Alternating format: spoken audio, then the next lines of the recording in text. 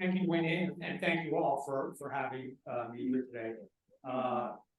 It's been, sort of a real honor, and Could you speak into the microphone, please? it is. It's been a. Zach, can you hear me? Can you hear me now? Better.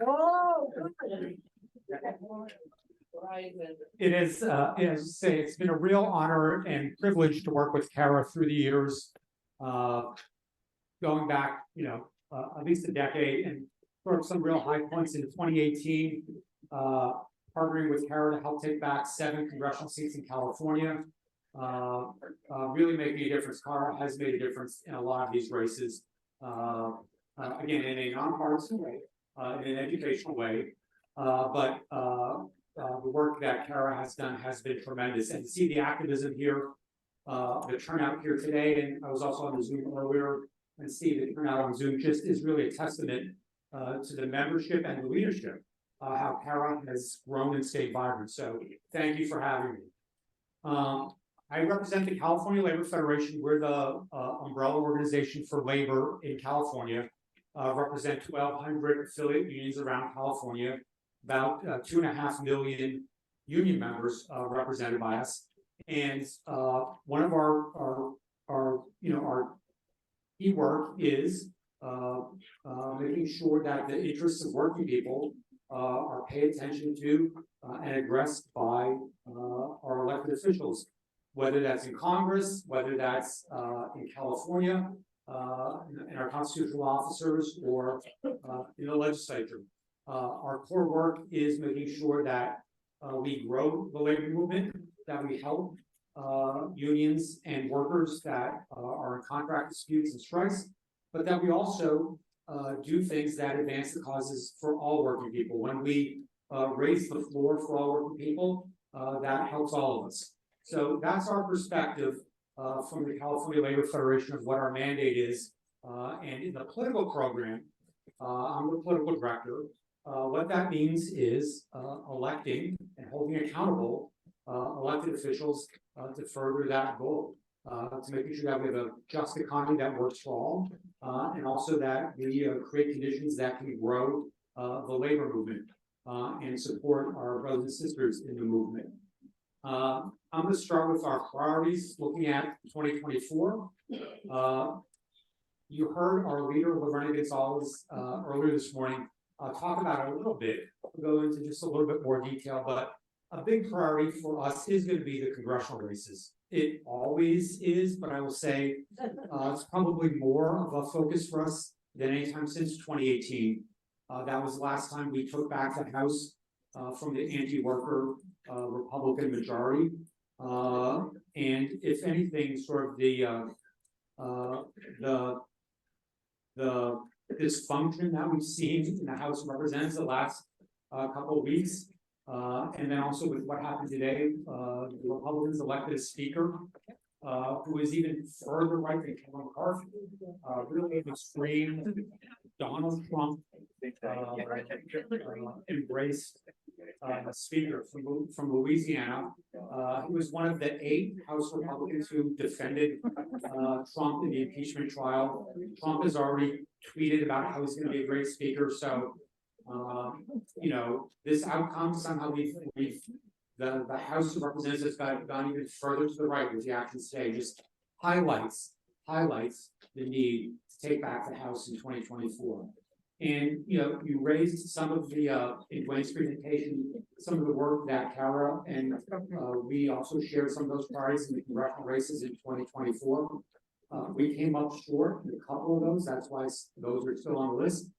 But in 2022, in one of the lower turnout elections in California in the last couple of years, we came really close in a couple of these races. In Congressional District 13, we lost that by a couple hundred votes. Also, in Congressional District 22 down in the Central Valley, also lost that by a very narrow margin. And we know that in a presidential year, turnout on the natural is going to be much greater. So we think we have a much better opportunity to flip these seats, but it's going to take all of our work to make that happen. When I say there's going to be better turnout, we can't take anything for granted. Of course, no one in this room is gonna take it for granted. We're gonna do all the work to bring that about. And, you know, it's our responsibility. California has a responsibility to lead the nation. We have a responsibility not just to do our part, but to be leaders. And that means to take back the House. The margins are relatively narrow, but you cannot see a path nationally taking back the House unless we take back a net of at least 2 or 3 of these seats here in California. The more the better. But if California doesn't accomplish this, we're probably not gonna take back the House nationally, so no pressure. The fate of democracy is in our hands, over the next 13 months. And, you know, I joke a little bit, but you know, it's kind of true. It's kind of true. Particularly since, you know, we're gonna do our part, of course, to hold on to the presidency, but a lot of that's gonna be out of our control in California. California's gonna vote for Biden, and I'm sure we'll do activist work for other states, but what we can control for sure is taking back the House of Representatives. And so a couple of those races, we agree, those will be the priorities again. I will officially say, we haven't done any endorsements yet. We will do our endorsements at our convention in December, but I can say pretty assuredly that Congressional District 13, defeating John Duarte, is gonna be a priority. Yeah. Absolutely, he's gotta go. That's sort of the northern part of the Central Valley. Stanislaus Merced, goes down to a little part of Fresno as well. Then defeating David Valadeo in Kern. In Kern and Kings and Tulare, a huge priority. That's someone we battled with and tussled with for several cycles. We beat him in 2018. So he wins sometimes, we win sometimes. We're gonna win in 2024, but we gotta do the work. Then in Los Angeles, in the northern part of the county, sort of the Santa Clarita and Antelope Valley, Mike Garcia, and it always pains me to say that name because there was a great labor leader, Mike Garcia, who came out of SEIU, and to have his name besmirched by this Republican clown, always pains me to say that name.